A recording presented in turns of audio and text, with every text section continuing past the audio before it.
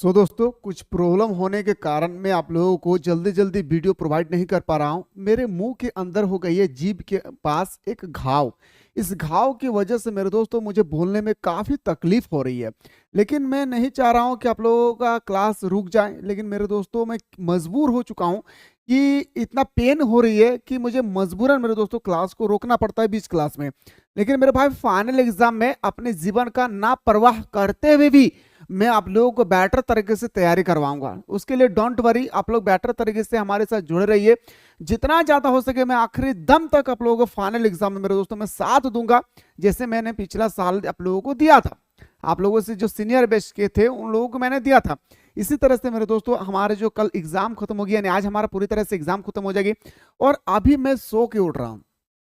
सबसे मेरे अंदर में गम की बात यह है मेरे भाई कि मैं अभी सो के उठ रहा हूं। अभी बज रही है हमारा लगभग 1:20। 1:16 हो रही है अभी, ठीक है। और सो के मैं उठ रहा हूं। मैं सोच रहा हूं कि कहीं ये थोड़ा सा भी ना हो जाए कि जो मैं क्वेश्चन बता रहा हूं और यही क्वेश्चन आपके पेपर में आ जाए। तो इसलिए आज पेपर देने के बाद दिल में यह ठान कर रहिए, इकोनॉमिक्स के बेटर तरीके से तैयारी करना है तो प्लेटफॉर्म को पकड़ कर रखिए। इतना जबरदस्त तैयारी करवाऊंगा मेरे दोस्तों की कभी आप सोच भी नहीं सके हैं। खैर, मुद्दे पे बात करते हैं मेरे भाई। सॉरी भाई, ठीक है। चलिए क्वेश्चन पे आते हैं सर। एक ही क्वेश्चन को ध्यानपूर्वक देखना है। पहला क्वेश्चन है सर अर्थव्यवस्था। देखिए मेरे भाई, अगर मैं बात करूं हमारा कि अर्थव्यवस्था की, सबसे पहले मैं बात करता हूं मेरे शेर सुनिए सुनिएगा। अर्थव्यवस्था की किस समस्या का संबंध उत्पादन के तकनीकी के चयन से है? तो बताएंगे सर इसका राइट आंसर होगा कैसे उत्पादन करें। याद रखिएगा, मैंने क्लास में बहुत ही शानदार तरीके से समझाया था आप लोगों को कैसे हमारा उत्पादन करें, ठीक है। ऑप्शन नंबर हमारा बिल्कुल सही हो जाएगी। ऑप्शन नंबर हमारा बिल्कुल राइट आंसर हो जाएगा, सीधा करेक्ट आंसर। आइए सर बात करते हैं अगला क्वेश्चन पे। क्वेश्चन नंबर नेक्स्ट पे आते हैं सर हमारा कि कुल उपयोगिता अधिकतम होती है जब सीमांत उपयोगिता का मान हमेशा होती है। और हाँ, फाइनल एग्जाम में कोई क्वेश्चन आए या ना आए, जैक बोर्ड ने या आर्ट्स कॉमर्स साइंस दोनों ही पेपर के लिए पहले ही तैयार करके रख दिया कि ये क्वेश्चन आएगी। तो बताएंगे सर शून्य होता है क्या मेरे भाई? जब कुल उपयोगिता अधिकतम होती है तो हमारा शून्य होता है। क्वेश्चन नंबर नेक्स्ट पे आते मेरे दोस्तों में, मेरे बोलने में अगर कोई भी क्या बोलूंगा मिस्टेक होती है तो उसके लिए मैं क्षमा चाहता हूं, क्योंकि दर्द बहुत ज्यादा हो रही है और मुंह से फैन बहुत जबरदस्त आ रही है। लेकिन मेरे दोस्तों कंटिन्यू क्लास करता हूं क्योंकि आज हमारा एग्जाम भी देखना पड़ेगा।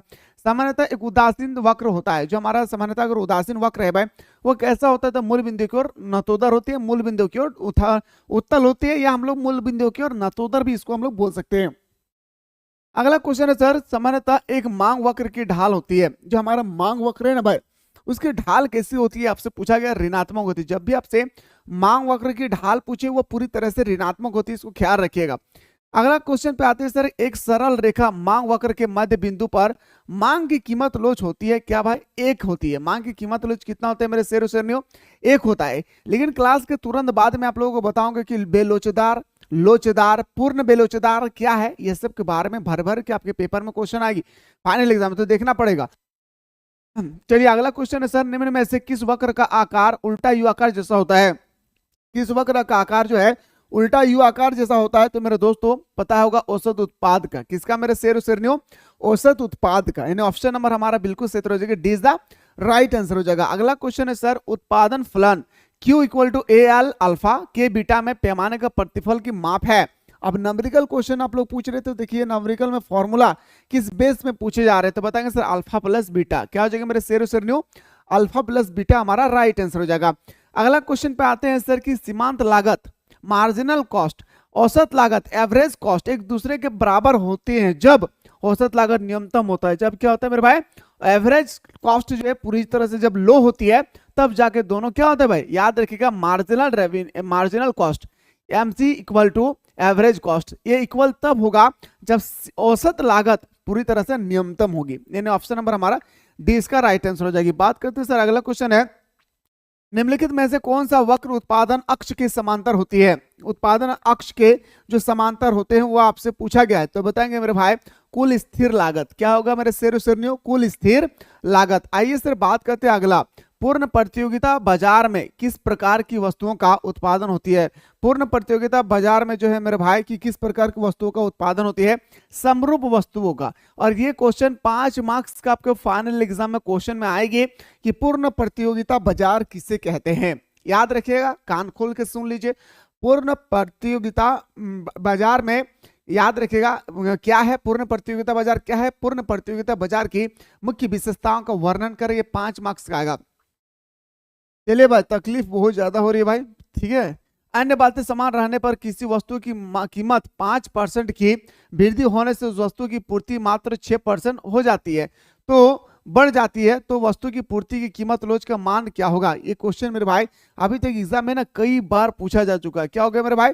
कई बार पूछा जा चुका है। ये पूरी तरह से अगर मैं बात करूं, ये पूरी तरह से हमारा न्यूमेरिकल का क्वेश्चन है, तो इसका फॉर्मूला होता है, याद रखिए, पूर्ति लोच यानी कीमत लोच का फॉर्मूला होता है, इलास्टिसिटी ऑफ डिमांड का फॉर्मूला होता है। मेरे शेर उसेरनी फॉर्मूला क्या होता है सर? पूर्ति की मात्रा। याद रखिएगा, फॉर्मूला याद रखना है, पूर्ति की मात्रा, पूर्ति की मात्रा। ये फॉर्मूला अपने कॉपी पे नोट डाउन कर लेंगे। पूर्ति की मात्रा डिवाइडेड बाय लिखेंगे सर कीमत की मात्रा। याद रखिए कीमत, याद रखिए कीमत, याद रखिए मेरे भाई, कीमत में प्रतिशत परिवर्तन, पूर्ति में प्रतिशत परिवर्तन लिख देना है, बस इतना लिखना है। तो पूर्ति की मात्रा हमारे कितना दिया सर? 6%, तो लिखेंगे 6%। और हमारा कीमत कितना दिया तो सर बताएंगे सर 5%, तो लिखेंगे 5%। इसको डिवाइड करेंगे तो 1.2 आएगी। इन्हें ऑप्शन नंबर हमारा कौन सा सही उत्तर रहेगा सर? ऑप्शन नंबर हमारा सी इसका राइट आंसर हो जाएगा। जितना हो सके आप लोग स्क्रीनशॉट ले लीजिए या तो कॉपी पेन पे नोट डाउन कर लेंगे। अल्पकाल में एक पूर्ण प्रतियोगिता फर्म हानि होती है। कब हानि होता है भाई? हानि होती है हम सभी को पता है, लेकिन कब हानि होता है? तो बताएंगे सर, याद रखिएगा प्राइस। यहाँ पे गलत लिखा है मेरे भाई, यहाँ पे अच्छा पी, प्राइस जब हमारा कम हो जाती है एवरेज कॉस्ट से। ऑप्शन नंबर डी हमारा सही उत्तर हो जाएगी। बात करते हैं सर अगला, यदि किसी वस्तु की बाजार मांग तथा बाजार पूर्ति क्रम से डी और एस हो। क्या भाई? याद रखिएगा डी और एस, और ये क्वेश्चन 100% आपके पेपर में देखने को मिलेंगे आपको, याद रखिएगा भाई, ठीक है। तो बताएंगे सर, तो बाजार संतुलन को निम्न में से किस स्थिति से दर्शाया जा सकता है? तो बताएंगे सर दोनों एक बार इक्वल भी हो सकता है। याद रखिए इसका एक फॉर्मूला भी होता है सर, डिमांड बटा सप्लाई इक्वल टू 1 भी होता है। डिमांड माइनस, याद रखिएगा ये जो मेरे शेर में एक चीज याद रखिएगा ना, तो दो सारा चीज ना ऑटोमेटिक बनता चला जाएगा। देखिए मेरे भाई, मैं आप लोगों को जस्ट बताया क्या क्या बताया मेरे भाई, ये फॉर्मूला होती है ना डी, याद रखिएगा, प्लस एस, याद रखिएगा मेरे भाई। डी या तो हम लोग डिवाइड में बोल सकते हैं कि D divided S equal to कितना होगा मेरे भाई?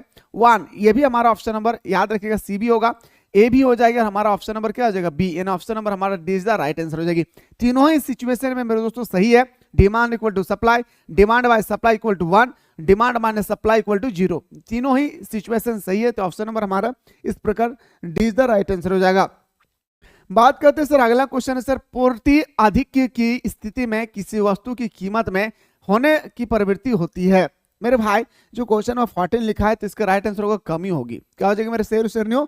कमी होगा। इसके पीछे भी कारण है भाई। देखिए क्या हो रहा है कि पूर्ति अधिक होगी, जब सप्लाई अधिक से अधिक होगी ना, तो वस्तु की कीमत में क्या होगी? याद रखिए कमी होगी। वस्तु की कीमत क्या हो जाएगी भाई? कमी हो जाएगी। अच्छा एग्जाम्पल में दे रहा हूं, अभी हमारा चल रहा है सर मूली, बाजार में मूली बिक रही है भाई। मूली अभी कुछ दिन पहले ना मूली कोई व्यक्ति बाजार लेकर आते थे, तो किलो था 40 रुपया 50 रुपया किलो। अभी बाजार में मूली अवेलेबल हो गया, पूरा सप्लाई होने लगा, मूली की कीमत 10 रुपया हो गया।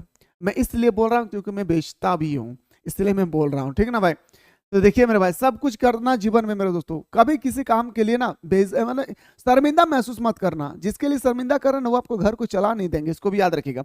ऑप्शन नंबर हमारा 20 द राइट आंसर हो जाएगा। अगला सर, फर्म के मुक्त प्रवेश तथा निकास की स्थिति में बाजार की कीमत सदैव के बराबर होती है। याद रखिए जो क्वेश्चन नंबर 15 है, इसका राइट आंसर होगा न्यूनतम औसत लागत। ऑप्शन नंबर हमारा सी इसका राइट आंसर हो जाएगी। बात करते हैं सर अगला क्वेश्चन पे, क्वेश्चन नंबर हमारा नेक्स्ट है कि उच्चतम निर्धारित कीमत से बाजार में डैश की स्थिति उत्पन्न होती है। क्वेश्चन नंबर नेक्स्ट, तो बताएंगे सर इसका राइट आंसर होगा बी, मांग अधिक की। क्या बताएंगे सर? मांग अधिक की। ऑप्शन नंबर बी हमारा राइट आंसर हो जाएगी। अगला क्वेश्चन है सर, एक अधिकार में फर्मों की संख्या कितनी होती है? जो एक अधिकार है, याद रखिए जैसे पूर्ण प्रतियोगिता बाजार में फर्मों की संख्या अनेक होती है, इसी तरह से एक अधिकार बाजार में फर्मों की संख्या, एक अधिकार मतलब एक, याद रखना भाई, ठीक है। अगला क्वेश्चन पे आते हैं सर, एक अधिकारी नियंत्रण कर सकता है, एक अधिकारी नियंत्रित कर सकता है, आखिर क्या नियंत्रित कर सकता है? तो मेरे शेर बताएंगे कीमत या उत्पादन मात्रा में एक ही प्रकार। ऑप्शन नंबर हमारा D is the right answer हो जाएगी। बात करते हैं सर अगला, जिस बाजार संरचना में केवल 2 फर्म हो उसे क्या कहते हैं? जब बाजार में 2 फर्म होते हैं, ओनली फॉर 2, तो उसे हम लोग बोलते हैं द्वि अधिकार। एक फॉर्म होगी तो एक अधिकार, बहुत सारे फॉर्म होगा पूर्ण प्रतियोगिता। याद रखना भाई, भूलना नहीं। अगला क्वेश्चन पे आते हैं, कॉर्टेज निर्माण के किस प्रकार की बाजार संरचना में संभव है? तो कॉर्टेल निर्माण किस जो बाजार होते हैं मेरे भाई, याद रखिएगा, ये हमारा द्विअधिकार में होती है, द्विअधिकार में होती है मेरे भाई, याद रखिएगा। ऑप्शन नंबर सी इसका राइट आंसर होगा। मेरे दोस्तों फाइनल एग्जाम के अकॉर्डिंग आप लोग अपने दोस्तों को जरूर शेयर कीजिएगा, और जो भी स्टूडेंट्स अभी तक हमारे इस कोर्स में ज्वाइन नहीं किए हैं, प्ले स्टोर से मिसाइल क्लासेस के ऐप को डाउनलोड कर लीजिए। आप जल्दी से इन सब कोर्स को में से जो भी आप बैकग्राउंड से उस कोर्स को ज्वाइन करके हमारे साथ सुबह शाम दोनों टाइम सिलेक्टेड क्वेश्चन के साथ क्लासेस कर सकते हैं, ठीक है। अगला क्वेश्चन था जनरल्स ऑफ थ्योरी इंप्लीमेंट। ये क्वेश्चन सबसे पहले अपने कॉपी पे आप लोग नोट डाउन कर ले। ये जो क्वेश्चन है भाई, the general theory of employment interest and money नामक पुस्तक के लेखक कौन है? सबसे पहले ये क्वेश्चन आप लोग अपने कॉपी पे नोट डाउन कर ले, जेम्किंस। ऑप्शन नंबर हमारा सी। इन्हीं ने मेरे दोस्तों हमारा बाजार का सिद्धांत भी दिया था, इसको भी ख्याल रखना है। आइए सर बात करते हैं क्वेश्चन नंबर 22, जीडीपी और एनडीपी में क्या संबंध है? याद रखिएगा, हमारा जो जीडीपी है और एनडीपी है भाई, इसमें बाजार से क्या संबंध रखता है? तो बताएंगे sir GDP equal to NDP plus मूल्यह्रास। ऑप्शन नंबर हमारा पूरी तरह से सी इसका सही उत्तर हो जाएगी। बात करते हैं सर अगला क्वेश्चन पे, निम्न में से किस वस्तु के निर्माण में गेहूं एवं मध्यवर्ती वस्तु है? मेरे भाई आप सभी को पता है कि गेहूं, सबसे पहले गेहूं था, गेहूं से हम लोग बनाएंगे आटा। क्या बनाएंगे मेरे भाई? गेहूं से बनाएंगे हम लोग सबसे पहले आटा। क्या बनाएंगे मेरे शेर? आटा।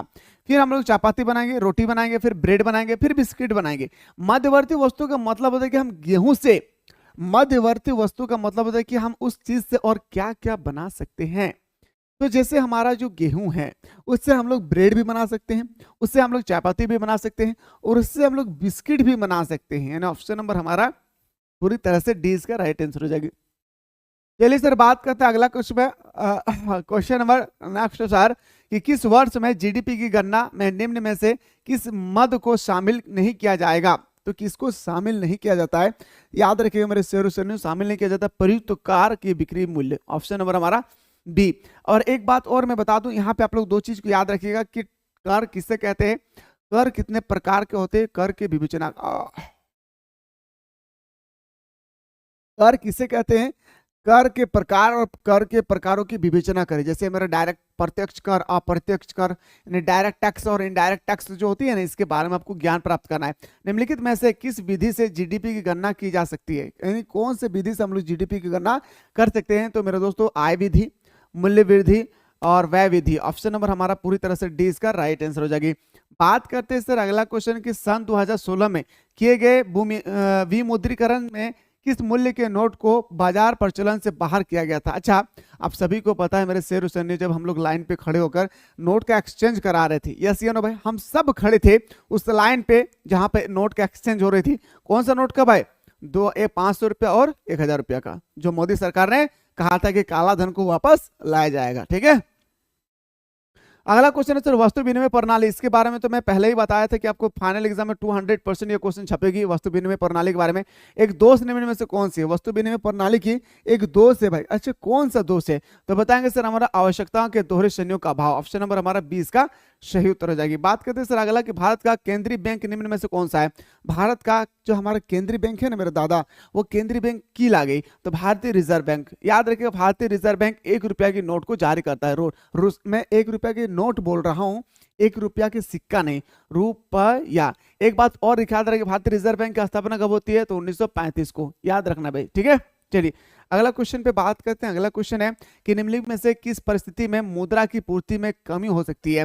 कौन सा ऐसा सिचुएशन आएगी जिसमें मुद्रा की पूर्ति कमी हो सकेगी? तो नगद आरक्षित अनुपात, CRR वृद्धि। ऑप्शन नंबर हमारा बी हमारा सही उत्तर हो जाएगी।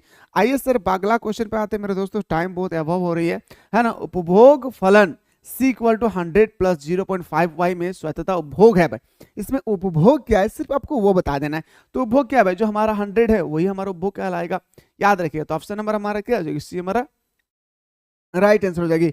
एमपीसी के संबंध में लिख कर रख लीजिए मेरे शेर हुसैन 2025 के ये क्वेश्चन आपको देखने को मिलेंगे कि एमपीसी के इस मान के संबंध में निम्न में से कौन सा कथन सत्य है? इसमें से आपको बताना है कि कौन से स्टेटमेंट सत्य है। तो बताएंगे सर हमारा जो एमपीसी के मान होती है ना मेरे भाई, वो एमपीसी का मान याद रखिएगा 0 के बराबर होती है, सॉरी 1 के बराबर होती है और 0 से बड़ा होता है। इसको याद रखिएगा।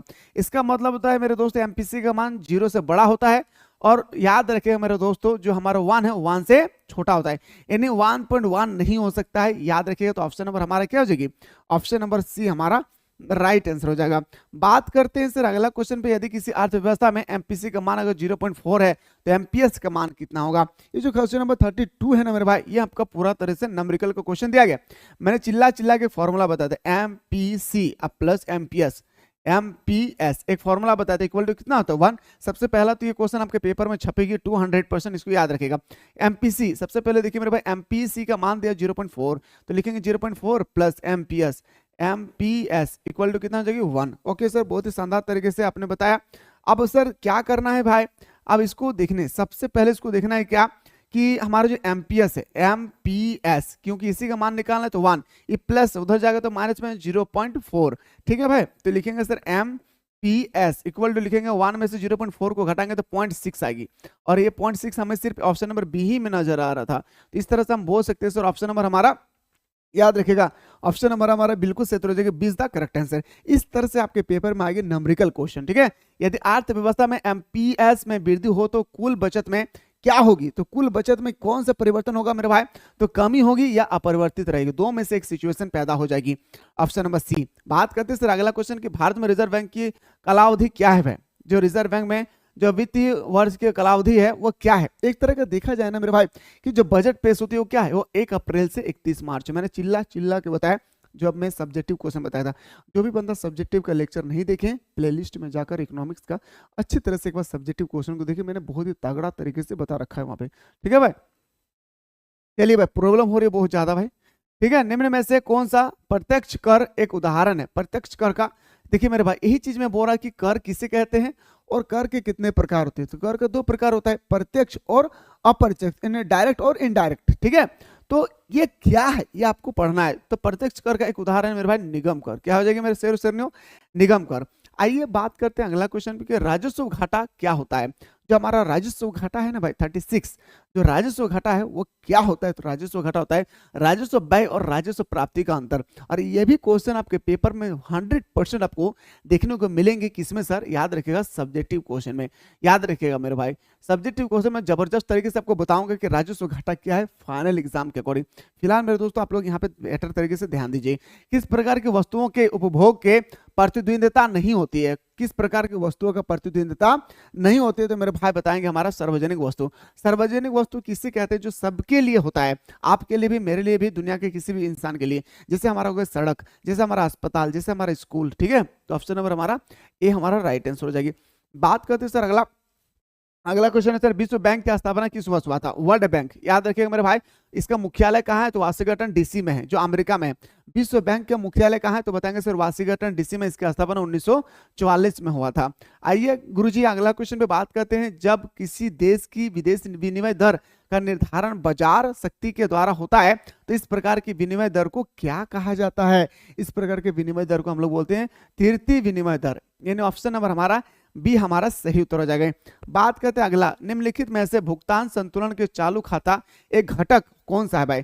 इसमें से एक घटक कौन सी है, तो बताएंगे वस्तु का आयात। क्या बताएंगे मेरे शेर सरनियों, वस्तुओं का आयात। सो दोस्तों इसके बाद मैं तुरंत आप लोगों के सामने लेकर आ रहा हूं न्यूमेरिकल का, तुरंत लेकर आ रहा हूं न्यूमेरिकल क्वेश्चन मेरे दोस्तों। जहां तक हो सके मैं मदद कर रहा हूं, आप लोग बिल्कुल हमारे साथ जुड़े रहें। फिलहाल मिलते हैं नेक्स्ट वीडियो में।